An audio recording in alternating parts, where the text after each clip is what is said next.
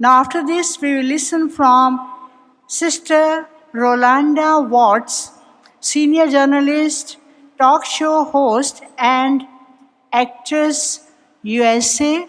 She has come from all the way from USA to enjoy the beauty of this place, and I can see how much she's getting, how many experiences she's getting. And now we will listen from Sister Rolanda Watts, senior journalist, talk show host, and actress from USA. Om Shanti, Dhanyavad, Mubarak O Hiyaha. I've been practicing. Thank you so much. It is such a joy to be here. I am thrilled and honored. Many, many years ago, when I was a news reporter in New York City, a very high-ranking Indian official came to New York, and there was a press pool interviewing him. And one of the reporters asked, "How do we cover India?" To which he replied, "You do not cover India, you live India." That is something I've been wanting to do for a very, very long time. And how surprised was I when the beautiful Sister Jinnah invited me to come all the way to India from America for this wonderful transformation, I would say. I'm going to be as transparent with you as I was with Sister Jinnah on that day, when I said that, yes, I might have achieved a lot of successes in my careers, but I'm still so hungry. My soul is so hungry for so much more. And I believe that this is part of that transformative period for me, and I thank you for letting me be a part of this. More soul survival techniques I need, because I'm in an industry in Hollywood and news where there's very little, I think you might say, divine leadership right now. So what does it take to be the leader that you want to see? One of the things that I'm learning here is that an empowered individual can make the impossible possible.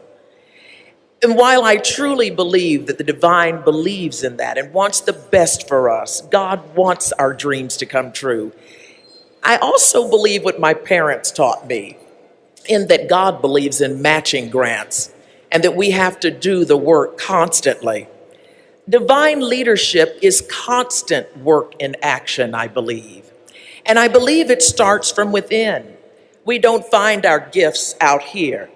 God has taken time to plant them inside of us, and our job is to dig down in that toy chest and find them. And what we do with those gifts is our gift back to God. My gift just happens to be running my mouth, storytelling. It is a passion that I have, and it's also a mission, because I want my stories to impact humanity. I want my stories to change lives and to change laws and to change minds, which has also taught me that our divine leadership can also come in our art. It also comes in our humanity, as I've discovered here, and I'm sure many of you from other places have discovered as well, that we are more alike than we are unalike. And I am human, so therefore nothing that is human can be alien to me. It is important that we reach out to others in our divine leadership. That is only strengthened when we also incorporate those of our ancestors who have passed. When I do a speech or I go into a meeting or anything that is challenging, I call on all of my ancestors to kumbaya, come by here and be with me. Help me, give me guidance. And they show up. Why would we not give so much to so many who have prepared that path before us?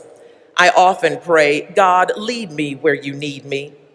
And I can hear those ancestors saying, and Lord, let her be a leader wherever you need her. Everywhere I walk, whether it's in a Hollywood meeting or just walking down the street, I depend on that divinity, whether it's for leadership or just life. I know that my ancestors, and I'm sure your ancestors, have taught you valuable lessons to wear the crown, because the jewels and the crown have already been bought and paid for. All you have to do is wear them, and wear them well. Even when that crown tilts a little bit, I just put a bobby pin in and keep on moving. It also takes tremendous courage to be a leader. As one of the greatest activists and humanitarians that I ever knew, Dr. Maya Angelou taught me and the world, is that courage is the greatest of all virtues. Because without courage, you can't exhibit or exude any other virtue with consistency. You can't love with consistency. You can't be kind with consistency. And you certainly can't be a divine leader. So I would like to challenge all of the leaders here, and there are so many, to continue to grow and do the work and expand. When your soul is starving, go and seek the answers. And whatever you do with all of those great gifts that you find inside and the leadership that you're put here to do divinely, whatever you do, don't become the world's best kept secret. We all have things to face when we go back home after this wonderful convention. I know that when I go back to America, you know that we are facing all kinds of battles back home. These are perilous times in our nation where our leadership, in our opinion, many of our opinions, is anything but divine. But we are working on that. My divine eyes see a changing America, because what I have learned is that every breathtaking rose garden on this earth was created by a whole bunch of manure. So sometimes things that are in the darkness are only bringing us much closer to the light. And that is why our divine leadership is called upon today more than ever before. I stand here so encouraged by Baba Brahma. I have so much in common with him that I didn't even know, like nearing 60, when you've already accomplished careers. You know there's so much more to do. And to be available to listen to that divine voice that says there's so much more for you to do. And when he did it, look what he did, from 300 people to 7,000 here. This is amazing. Yes, that's worth an applause. Absolutely. And to think that he did it all with the beginning trust of women, which had never been done before. I say that was one smart man. I also say there are only two kinds of people on this earth: women and people who come from women. And so I want to say, sisters, it has been a delight to meet you as well. You know that we are going through something else in America when it comes to our sisterhood. We are making big changes and lifting our voice, not only in cyberspace, but on earth throughout the world as well. Whether it's hashtags of Me Too, or We Believe, or women's empowerment, or Black Girl Magic, we are doing it, and we need our sisters all around the world and our brothers to support us as well. Because it's not what we're going through as a human race. It's what we're growing through. And we're not here to see through each other. We're here to see each other through.